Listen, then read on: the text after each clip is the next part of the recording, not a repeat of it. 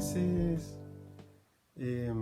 escuchamos historias, sobre todo historias antiguas, que hablan de misioneros, de personas que dieron eh, grandes pasos con pocas cosas y que arriesgaron mucho de su vida y mucho de sus posibilidades para servir a Dios en diferentes misiones. Y sobre todo recordamos personas antiguas, ¿no? Por ejemplo, Hudson Taylor. Y leemos y escuchamos su historia y nos asombramos, ¿no?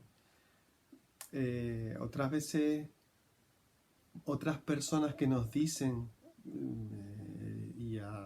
y en nuestra época, nos dicen que van a dar esos pasos y muchas veces nuestra reacción ya no es la de asombro, porque la historia no se ha terminado, sino nuestra razón es la de temor y a veces incluso decimos y creemos que eso es una decisión imprudente.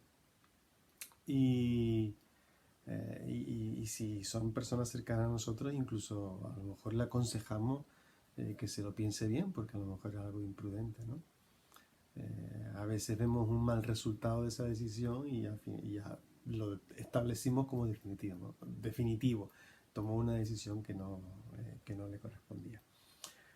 Sin embargo, mirando las cosas desde el punto de vista de la prudencia o la imprudencia, la Biblia parece que está llena de historias más imprudentes que prudentes.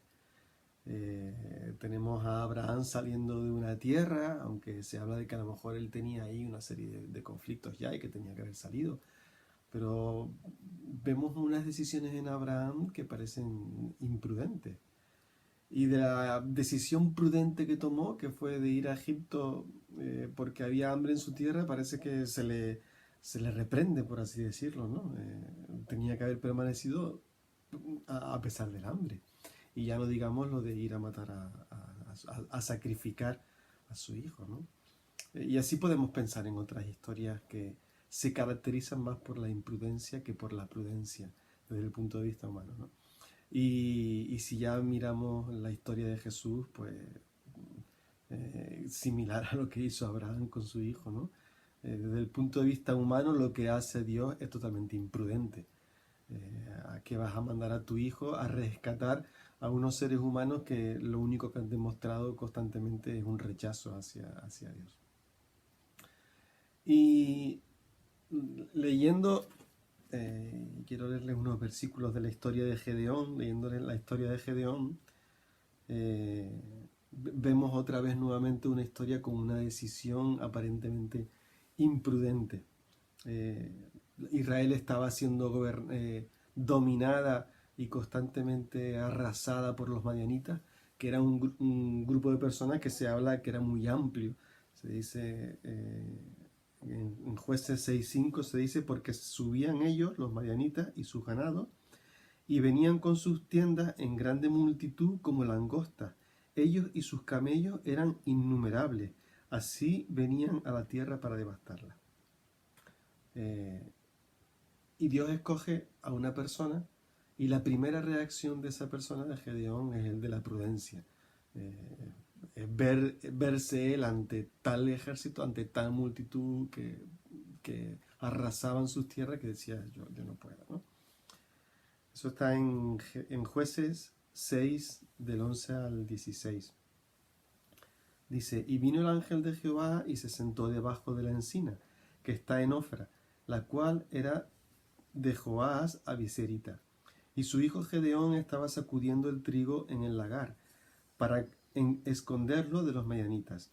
Y el ángel de Jehová se apareció y le dijo, Jehová está contigo, varón esforzado y valiente. Y Gedeón le respondió, Señor mío, si Jehová está con nosotros, ¿por qué nos ha sobrevenido todo esto?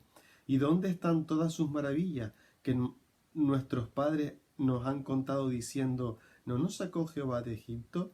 Y ahora Jehová nos ha desamparado y nos ha entregado en manos de los madianitas.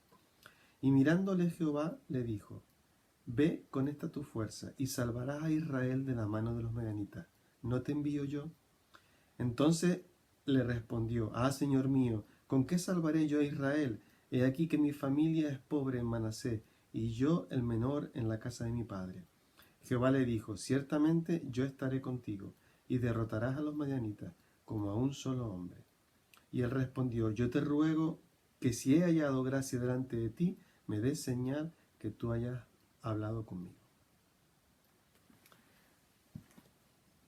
Hay tres cosas en las que estaba pensando en este pasaje y que tiene que ver con lo que ya estoy hablando, ¿no? Tres cosas que fundamentan las decisiones imprudentes. En primer lugar, ya Dios en los versículos anteriores se habla de que había enviado un profeta y recordaba, como también recordó Gedeón, que Dios había hecho una obra antes. Y había hecho una obra que incluía una promesa. Eran obras que Dios había sacado a su pueblo de Egipto porque lo iba a liberar, y Dios se había comprometido en hacer una obra grande con su pueblo. Uno de los fundamentos en los que se toman las decisiones imprudentes es en el ser consciente de que es una obra que es de Dios, que hace Dios, que tiene que ver con un plan de Dios. En segundo lugar, cuando Gedeón se queja, Dios le hace una pregunta, ¿no te he enviado yo? El segundo fundamento de una decisión imprudente de este tipo es la certeza, la confianza de que ha sido Dios quien me o te ha llamado para hacer algo.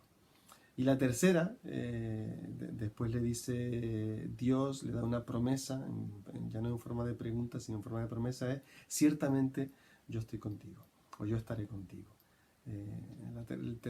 La tercera cosa en la que se toma esa decisión, entre comillas, imprudente, es porque hay una presencia de Dios manifiesta en lo que vayamos a hacer.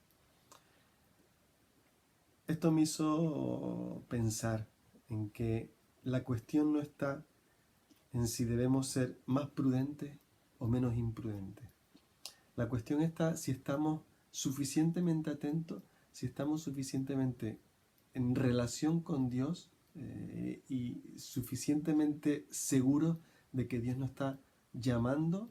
En primer lugar, nos está llamando y enviando Él. En segundo lugar, que Él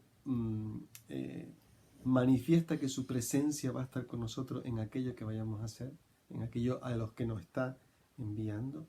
Y en tercer lugar, que eso es una cuestión de la obra de Dios y no es cuestión de nuestra obra. Así que más que reflexionar acerca de si una cosa es prudente o imprudente, he estado pensando que deberíamos estar abiertos